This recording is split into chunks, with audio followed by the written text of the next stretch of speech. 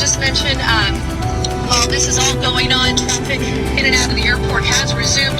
Traffic into the airport is definitely going to be a nightmare for anyone that is trying to travel out of John Wayne Airport this afternoon. So definitely leave early. Traffic heavily impacted. I can't state this enough just how bad the 405 southbound lanes look right now. The northbound lanes seem to be traveling okay. Of course, there's a traffic backup on the northbound lanes as well, just because you have the looky-loo factor with people trying to get a glance at what they can see down there. But right now, as you can see, definitely a big emergency response. They still have fire